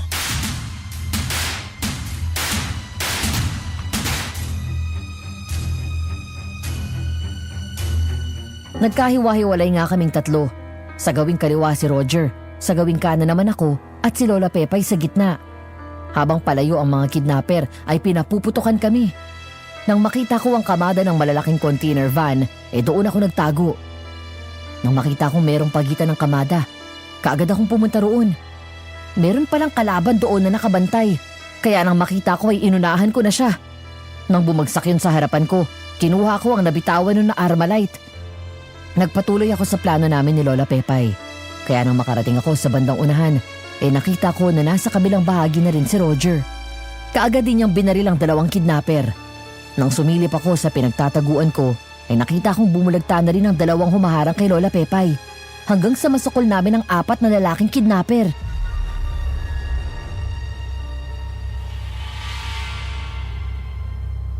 Bitiwan niyo ang mga babaeng yan! Sumuko kayo ng maayos! Wala na kayong tatakbuhan! Talaga palang magaling ka, Lola Pepay. Marami na akong naririnig sa iyo. Pero hindi ako naniniwala hanggat hindi ko nakikita. Wow! Ayos ka, Chong! Mabuti naman pala kung kilala mo na ako. Hindi ako marunong maawa sa mga masasama. Kaya sumuko ka na ng maayos! Talagang ang lakas ng pangamoy mo, Lola Pepay. Iniligaw ko na nga kayo kanina. Ako yung babaeng sumigaw doon para makagalaw itong mga kasama ko. Pero nagawa niyo pa ding masundan. Bitiwan niyo ang mga babaeng yan! Binibigyan ko kayo ng pagkakataong sumuko! Ang totoo ay hindi naman talaga namin kailangan ng mga babaeng ito. Kinuha ko lang talaga ang atensyon mo para sabihin sa iyo na malapit na ang iyong katapusan. Mula ngayon ay mag-iingat ka na ng doble dahil ikaw na ang mismong magiging target namin. Pero uunahin muna namin ang mga taong nakapaligid sa'yo para mawalan ka na ng mga tagasunod. Kung ganon, kayo pala ang mga hangal na aswang na dapat mawala para manumbalik ang katahimikan dito. Ikaw si Ariston, walang kapatawaran ang mga kasalanan niyo! Tama. Ako nga. Matigas at matapang ka pa sa ngayon dahil marami ka pang tagasunod. Pero darating ang araw, lahat kayo ay yuyukod sa aking paanan. Ako ang magiging bagong hari ng mga aswang. Tandaan mo yan. May mga dumarating. Napakarami nila. Kailangan muna nating umalis. Hanggang sa muli nating pagkikita, Lola Pepay. Pero tignan mo muna kung gaano kami kabangis. Huwag!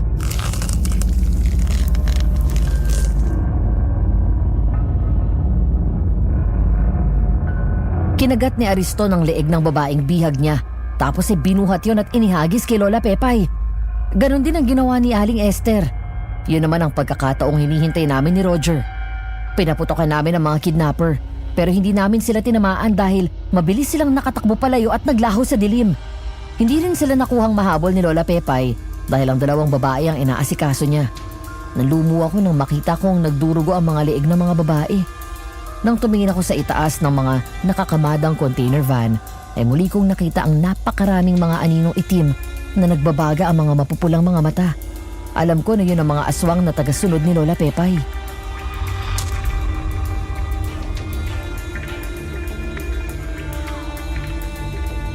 Nabigo tayong iligtas sila dahil sa kagagawa ng mga masasamang aswang. Lola Pepay, nasa paligid pa ang mga tauhan nung dumating. Kaya kaagad na umalis na Ariston. Baka makita sila ni Roger. Huwag kayong mag-alala. Hindi nila kayo sasaktan. Saka aalis na rin ang mga yan. Parang Jun, di na ba natin nahabulin yung mga aswang na tumakas? Hindi na natin sila aabutan. Tsak na malayo na sila sa lugar na ito.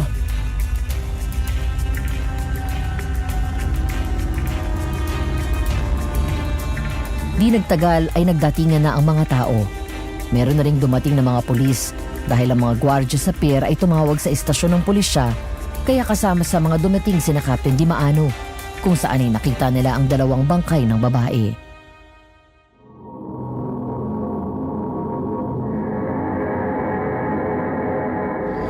Ang ibig niyong sabihin ay aswang din ang mga kidnapper na nanggugulo dito? Sila ang pumatay sa mga babaeng ito? Tama kayo, sir. Sila nga ang may gawa niyan. Wala kami nagawa ng kagating nila ang mga biktima. Pero ilan sa kanilang mga tauhan ang napatay namin. Lagang kumakalat na sila dito sa ating bayan. May mga reklamo na naman mula sa mga malalayong baryo na mayroon ding mga aswang na gumagala doon. Dapat ay magawan din natin ang paraan para matulungan sila. Sige, sir. Yan ang susunod na namin asikasuhin. Kailangan lang naman ay malaman natin kung nasaan ang kuta ng mga aswang na yan. Kapag nabulabog sila, tiyak na lalayas na sila dito sa ating bayan. Sige, Lola Pepay. Gawin nating top priority ang kaso ng mga aswang dito sa Cebu. June at Roger, tulungan niyo si Lola Pepay, ha? Yes, sir. Palagi naman kaming nakasuporta kay Lola Pepay. Oo nga, sir. Sasamahan namin siya kahit sang laban. Hindi namin siya iiwan. Very good. Yan talagang inaasahan ko sa inyong dalawa. Huwag kayong mag-alala. Kapag natapos niyo ang kasong ito, lalakarin ko na agad ang mga promotion niyo para tumaas kayo ng isang ranggo. Nako, maraming salamat sa pagtitiwala, sir. Oo nga, sir. Kahit baguhan lang kami ni paring Jun, inapansin niyo kaagad yung trabaho namin. Keep up the good works, boys. Kahit baguhan lang kayo ay madami na rin kayong mga nasolve na kaso kasama ni Lola Pepay. Congrats sa inyong dalawa.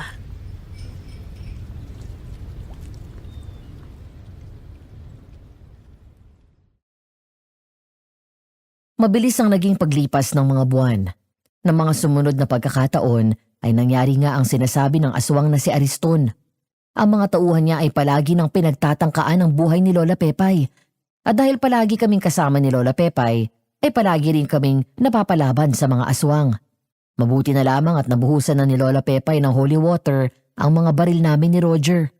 Nang gabing nagpapatrolya kami, napadaan kami sa lumang palengke. Matagal nang walang mga taong nagtitinda doon dahil lumipat na sa bagong gawang palengke malapit sa munisipyo ng bayan. Nagulat ako nang biglang may tumawid sa kalsada, kaya nabangga ko siya.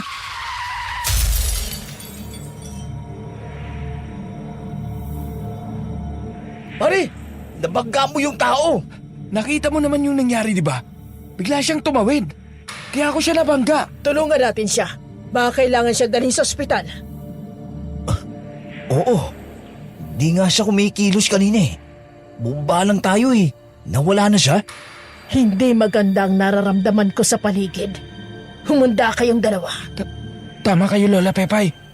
Sinadya niyang magpabangga para mahulog tayo sa bitag nila. Haya na sila! Mga hangal ang mga aswang na ito! Tatapusin ko kayong lahat! Yeah! Tayo na, paring Roger! Sabayan na natin si Lola Pepay! Ngayon tayo bumawi sa mga aswang na ito! Sige! Laban na, pare! Hindi niyo dapat katakutan si Pepay.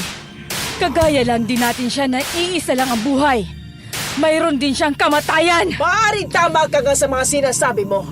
Pero hindi ang mga kagaya niyo makakapigil sa akin. May kaparusahan ang ginagawa niyong ito. Kayo ang dapat na mawala! Yeah! Tama si Lola Pepay! Kayo ang walang karapatang mabuhay!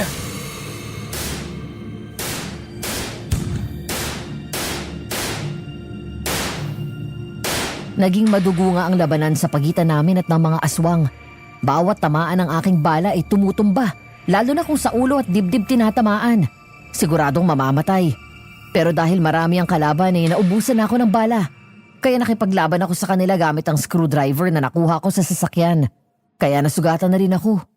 Nang lingunin ko si Roger, nalaman ko na iilan na lang din ang bala ng kanyang baril. Meron na rin siyang sugat sa braso. Si Lola Pepay naman, hinihingal na sa dami ng mga aswang na kanyang nakakalaban at napapatay. Wala na rin siyang bala. Ang benditadong bato ng kanyang gamit sa pakikipaglaban.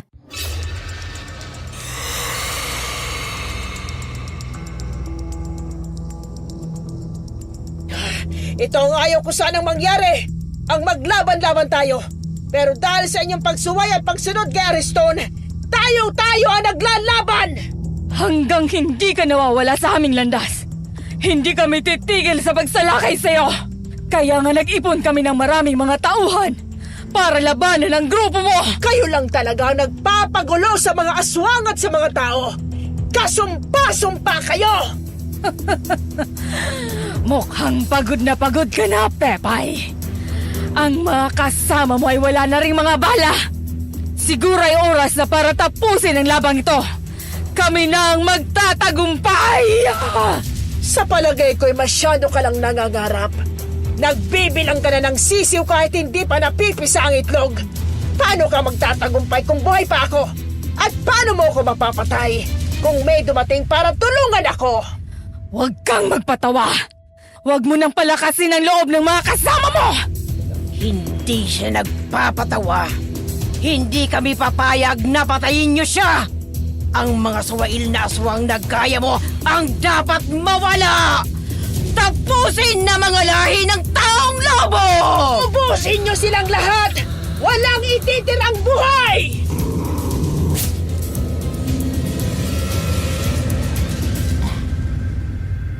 Nataranta ang mga taong lobo nang dumating ang mga aswang na may lahing gabunan na pinakamalakas sa mga lahi ng aswang. Madami rin sila. Naging madugo ang naging labanan ng mga aswang. Nakita ko kung paano isa-isang bumagsak ang mga taong lobo. Kaya naman nagpahinga na lang kami habang pinapanood sila. Kahit si Lola Pepay ay tumayo na lang at tinitignan sila. Lahat ng taong lobo na nagtangkang lumapit kay Lola Pepay ay dinadamba ng mga gabunan. Talagang pinoprotektahan siya ng mga yun. Hanggang sa isa-isang maubos ang mga taong lobo at ang natira ay si Aling Esther na lang. Nahuli siya ng mga gabunan at pasubsob na bumagsak sa harapan ni Lola Pepay.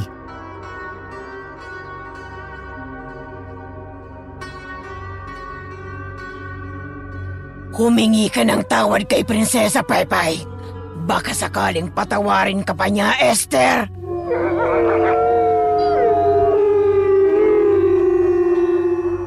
Dahil alam kong siya na ang magiging bagong hari ng mga aswang. Parurusahan niya kayong lahat! Maraming buhay ng mga aswang ang nasayang dahil sa pagsunod sa inyo. Hindi na kayo naawa sa mga mahal nila sa buhay na naulila. Kayo ang may kasalanan. Pero natitiyak kung sa akin magagalit ang mga kamag-anak nila. Dahil lalasunin nyo na naman ang mga isip nila. Habang may lahi ng mga taong lobo, hindi ka magkakaroon ng katahimikan. Dahil para sa amin, si Ariston lang ang may dugong bughaw na aming susundin. Kung ganon, hinatulan mo na ang iyong sarili. Salome! Ipataw sa kanya ang parusang kamatayan! Masusunod, mahal na prinsesa!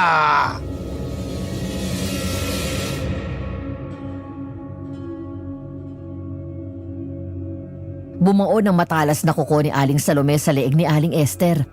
Uy, nasak yun. Kaya naman agaw buhay na bumagsak sa harapan ni Lola Pepay si Aling Esther.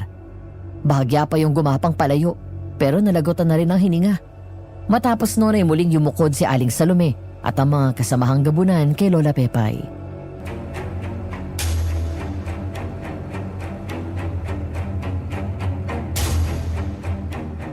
Patawarin niyo kami kung nahuli kami ng pagdating, mahal na prinsesa.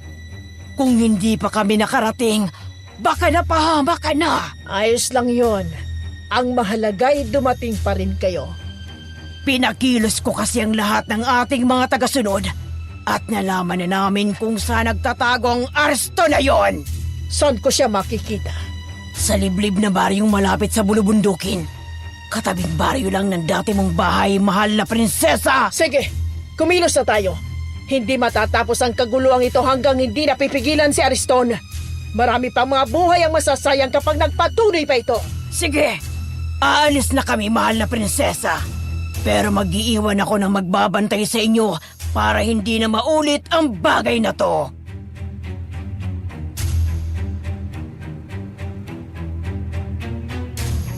Di nagtagal ay nag-alisa na ang mga aswang. Napabuntong hininga si Lola Pepay habang nakatingin sa akin. Nang tingnan namin si Roger, pareho kaming nagulat nang makita naming nakabulagta siya sa kabilang bahagi ng aming sasakyan.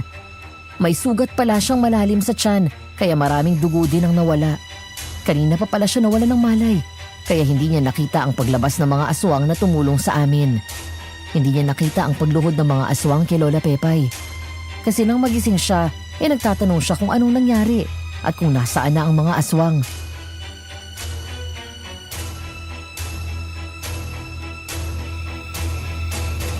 Buhay tayo, pare. Nakaligtas tayo. Oo, buhay tayo at nakaligtas tayo. Kaya pupunta na tayo sa ospital. para matahi ang sugat mo dyan sa tiyan mo. Oo nga eh. Ang talim pala ng kuko nila. Para akong hiniwa ng patalim eh. Lalagyan ko ng binitadong tubig ang sugat mo, Roger, para mawala ang kamandag ng aswang at madaling gagaling yan kapag natahina. Maraming salamat po, Lola Pepay. Kaya lang baka hindi na ako makasama sa mga susunod nating lakad. Ayos lang yon. Ang mahalagay buhay ka. Magpagaling ka muna. Kami na lang ni June ang magpapatuloy sa paghahanap sa mga aswang na iyon.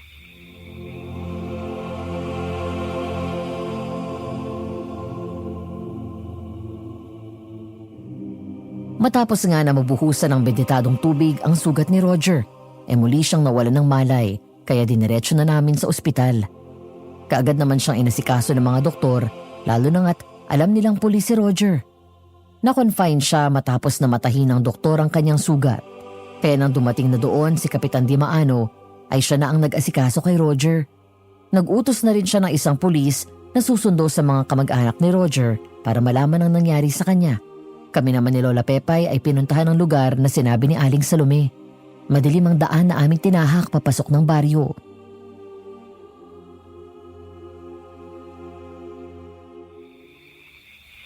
Lola Pepay, napapansin ko na ang mga maliliit na bahay kubo na nadadaanan natin papasok dito sa baryo ay may mga nakasabit na buto.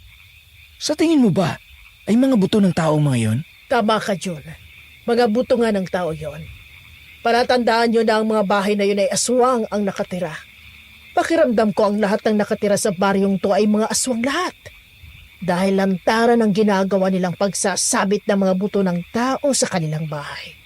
At yung mga puno ng nara, mayroong mga nakaukit. Anong ibig sabihin ng mga simbolo na yon? Simbolo yun ng mga aswang, June. Nandito na tayo sa teritoryo nila. Nararamdaman ko na alam na nilang nandito tayo.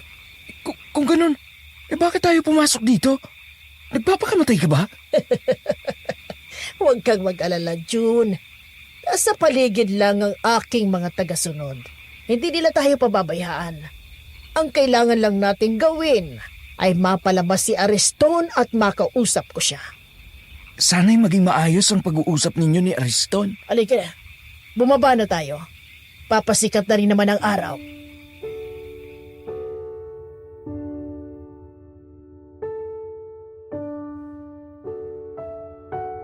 Nang bumaba kami sa sasakyan ni Lola Pepay, ay mahigpit ang hawak ko sa baril. Aaminin ko sa iyo, Madam Venus, noon lang muling nangatog ang aking mga tuhod. Nanginginig ang aking labi habang ang aking dibdib ay sobrang lakas ng kabog dahil sa sobrang kaba. Paano ba naman nakapaligid ang mga taong lobo. Nakatingin lang sila sa amin, pero waring naghihintay ng utos sa kanila. Kaya wala kahit isa ang lumalapit. Nanatili lang silang nakatingin.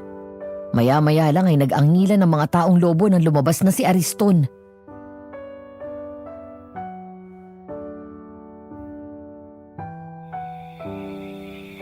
Talagang pinahahanga mo ko, Lola Pepay. Ang lakas talaga ng loob mo na kahit sa mismong baluarte ko ay sumunod kayo. Hindi ako nagpunta rito para magkaroon muli ng madugong labanan, Ariston. Naghihinayang ako sa mga buhay ng mga aswang na nawala ng dahil sa mga labanan. Talagang ganon ang dapat na mangyari hanggang hindi namin nakukuha ang aming inaasam. Dapat nang maghari ang mga taong lobo sa mundo ng mga aswang. Kahit marami kang tauhan, ang masugatan at mamatay ay ayos lang sa'yo. Anong klaseng pinuno ka kung hindi mo paahalagaan ang buhay ng mga nasasakupan mo? Para matigil na ang kaguluhang ito, ay bumaba ka na sa pwesto mo. Ipaubaya mo na sa akin ang pamumuno sa mga aswang. Tutal ay mas pinahahalagahan mo naman ang mga tao dahil lumaki ka sa piling nila. Namamagitan ako sa kapayapaan sa pagitan ng mga tao at mga aswang para hindi masayang ang maraming buhay. Pumunta ako rito para makipagkasundo sa iyo. Natatakot ka na bang hindi ka na makalabas dito? Wala akong kinatatakutan kung hindi ang poong lumikha. Hindi ako hangal para pumunta dito mag-isa dahil nasa paligid nyo ang mga tagasunod ko. Lahi ng gabunan lahi ng abwak, kubot at iba pa. Sa isang kumpas ko lang, maaring magkaroon ng madugong labanan.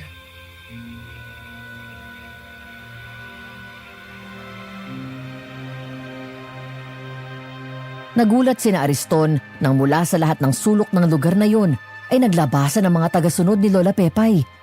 Napaligiran sina Ariston. Kung marami ang tagasunod niya, mas marami ang mga dumating na tagasunod ni Lola Pepay. Dahil doon ay nakaramdam ng panganib si Ariston. Bumakas sa mukha nito ang magkahalong galit at pangamba.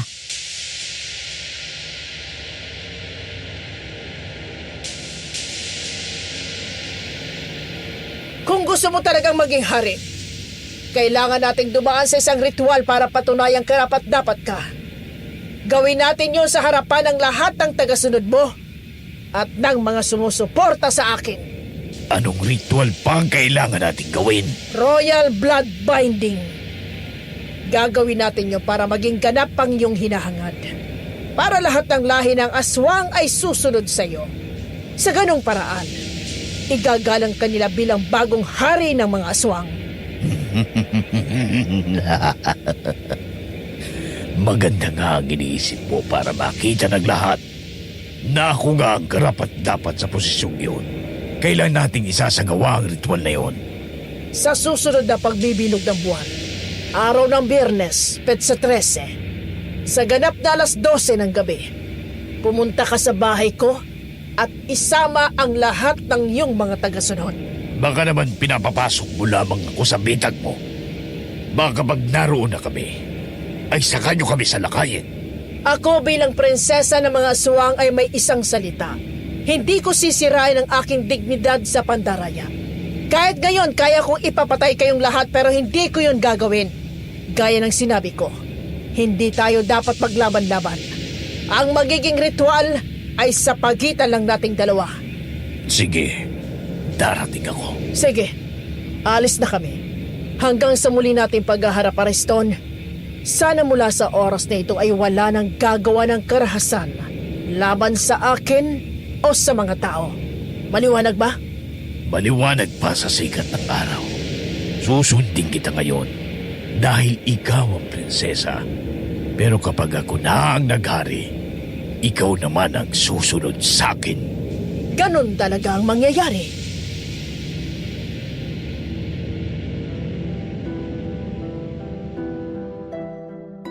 Nang sumakay na sa patrol car si Lola Pepay, ay kaagad na rin akong sumakay at umalis na kami sa lugar na yon. Nang makalabas kami ng baryo, ay nag-alisa na rin doon ang mga tagasunod niya. Habang nasa daan kami ay sakalang ako nakahinga ng maluwag. Sakalang nabawasan ang tensyon na aking nararamdaman.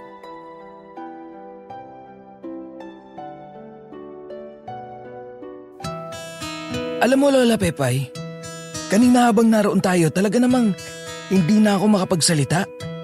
Akala ko talaga'y mauulit na naman ang madugong labanan. Mabuti na lang at magandang yung naisip. Talagang matalino kang pinuno. Lola Pepay, bakit hindi ka kumikibo? Kanina pa ako daldal ng daldal. Kaya naman pala hindi na sumasagot ay tulog na pala. Sobrahan yata sa pagod. Wala kang kwentang pinuno kung hindi mo pinapahalagahan ang buhay ng iyong mga tagasunod. Hanggang sa pagtulog, ay naaalala niyang sinabi niya kay Ariston. Sana lang ay maging maayos ng lahat, Lola Pepay.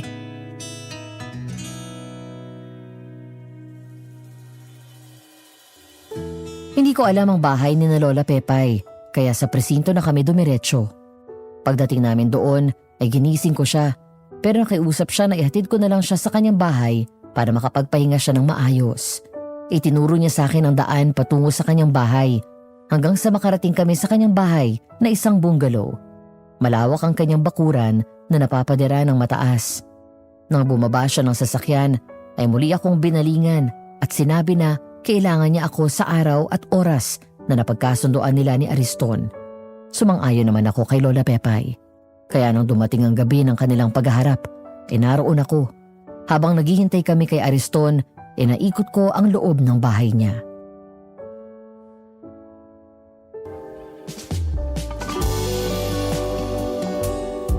Nakakamangha naman ang salas mo, Lola Pepay. Puno ng larawan ng mga pulis. Mga kamag-anak mo ba ang mga yan? Mga kasamahan nating pulisyan na namatay sa kamay ng mga aswang. Katunayan ay heto ang mga folder ng mga kaso nila. Mga evidence files ng aswang. At yung patalim at mangkok na yari sa ginto. Para saan naman ang mga yun? Para yan sa gagawing ritual. Mamaya kapag nagsimula ng ritual, huwag kang lalayo sa akin, June. Oo, Lola Pepay. Asahan mo suporta ko sa'yo.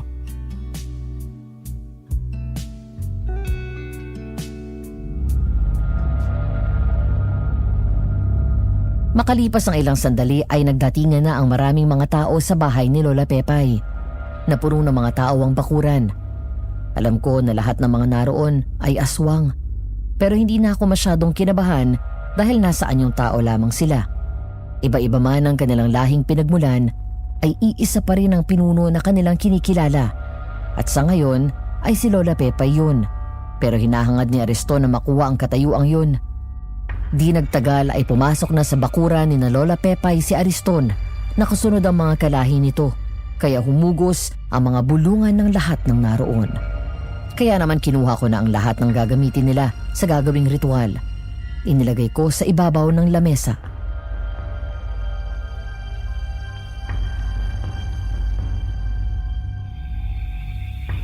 Nandito na ako, Lola Pepay. Nakahanda ka na ba sa gagawing paglilipat ng korona sa akin? Kagaya ng nagpagsasagawa ng ritual upang kilalanin ang magiging pinuno sa ating lahi. Kung ganon ay simulan na natin ang ritual. Paano ba yun ginagawa? Mga kasama, gayong gabi ay magiging saksi kayong lahat sa gagawing ritual. Kagaya ng nakaugalian mula pa sa pamumuno ng aking amang hari. Ano man ang maging pasya ng tadhana, ay dapat natin sundin dahil yon ang itinakda. Sumasang-ayon ba ang lahat sa sinabi ng mahal na prinsesa? Ayon ka din. Ayon po kami. Sige. Apo. Sige. Kung sumasang-ayon na ang lahat, simulan na natin ang ritual habang bilog ang buwan. Sa pamamagitan ng pagsasama ng aming mga dugo, ay isisilang ang bagong pinuno. Gamit ang patalim na ito, patatagasin namin ang aming mga dugo sa lalagyang ito upang maghalo ang mga yon.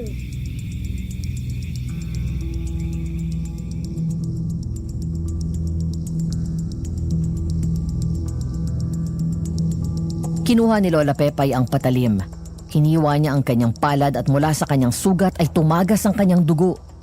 Ipinatak niya sa lalagyang nasa ibabaw ng lamesa. Matapos ay ibinigay niya ang patalim kay Ariston. Kaagading hiniwa ni Ariston ang kanyang palad at ang dugo niya ay ipinatak din sa lalagyan kung saan naroon ang dugo ni Lola Pepay. Kaya naghalo na ang mga yun. Hinawakan ni Lola Pepay ang lalagyan at saka itinaas sa harapan ng lahat ng mga naroon.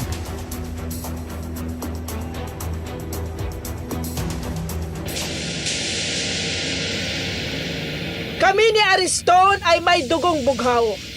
Sa pamamagitan ng royal blood binding, ay isisilang ang bagong pinuno sa gabing ito. Kaming dalawa ay iinom ng pinagsama naming mga dugo. Ako na ang mauuna. Ikaw naman, Ariston. Sige, iinumin ko na ang pinagsama nating dugo. Para ako na ang magiging bagong hari.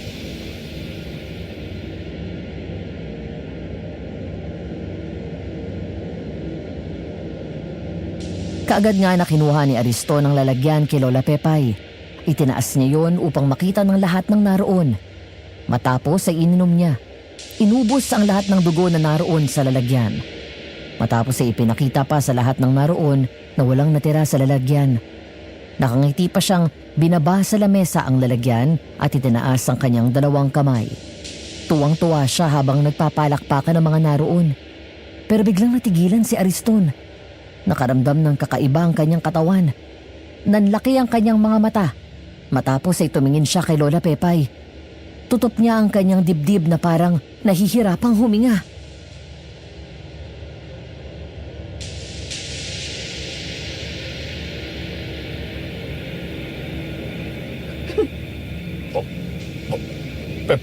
Pepay, anong ibig sabihin nito? Iisa lang ang ibig sabihin niyan. Hindi ka dugong bugaw. Hindi kayang tanggapin ng katawan mo ang malakas na puwersang dala ng aking dugo. Niloko mo lang ang iyong mga tagasunod para papaniwalaing isa kang dugong bugaw na pwede maging susunod na hari ng mga aswang. Madaya ka. Ay, niloko mo ko. Walang nandaya sa iyo, Ariston. Sa harapan ng lahat ay uminom din ako ng pinagsama nating mga dugo. Ang paghatol ay naganap na. Hindi ikaw ang itinakda para maging hari. Bago ka managutan ng hininga, gusto kong malaman mo na hindi mo dapat hangarin ang bagay na hindi naman nakalaan sa'yo. Dahil minsan, yon ang magdadala sa'yo sa kapahamakan.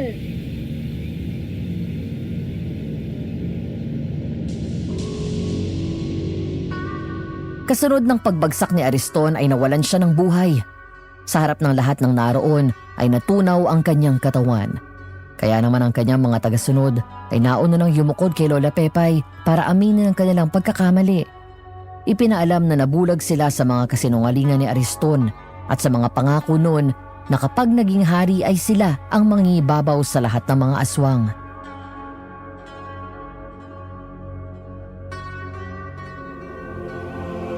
Binabati ka namin, Prinsesa Pepay. Dahil sa iyo ay naiwasan ang madugong labanan sa mundo ng mga aswang. Nanagot ang tanging may kasalanan sa lahat ng kaguluhan. Bilang inyong prinsesa, gusto kong malaman nyo na kahit tayo ay mga aswang, dapat tayong mamuhay ng normal. Huwag tayong mananakit ng tao para hindi rin nila tayo sasaktan. Ipakita natin sa lahat na kahit may ganito tayong kalagayan, ay marunong tayong magpahalaga sa buhay ng bawat isa. Iwasan na natin ang kumain ng tao. Ang ibig sabihin ng Prinsesa Pepay, para hindi tayo makapirwisyo ng iba, ay mag-alaga na lang tayo ng mga hayop na ating kakainin o bumili ng mga pagkaing sariwa na siyang pangtustos sa ating mga sikmura. Inaasahan ko na mula sa oras na ito, tatapusin na natin ang hidwaan sa bawat isa. Lahat ng lahi ng aswang ay mahalaga. Kaya kailangang pantay-pantay. At bilang kinatawan ko sa mundong ating ginagalawan, hinihirang ko si Salome bilang inyong pinuno at aking pagkakatiwalaan. Maraming salamat, mahal na Prinsesa Pepay. Nangangako ako na gagawin ko ang lahat para manatili ang katahimikan sa ating lahi. Sundin niyo si Salome. Ang utos niya ay utos ko rin.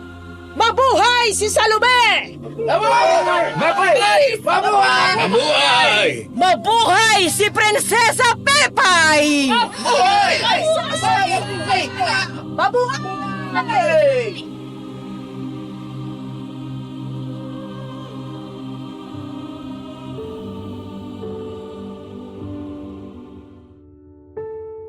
Matapos ang gabing yon ay nagbalik na sa normal ang lahat. Pinili ni Lola Pepay ang manatiling pulis kasama namin, pero nananatiling namamagitan sa mga tao at aswang. Kagaya pa rin ng dati ay palagi siyang sinusundan at binabantayan ni Aling Salome. Nasanay na rin ako sa kanya. Minsan nga binibiro niya ako dahil bigla na lang siyang lumalabas sa likuran ko at tatanungin kung nasan si Lola Pepay. Hanggang sa magdesisyon kami ni Maricar na magpakasal.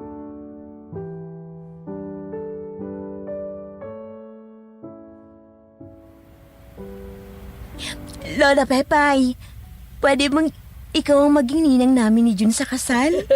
Abay, oo naman. Malaking karangalan sa akin ang maging inaanak si June. Maraming salamat, Lola Pepay.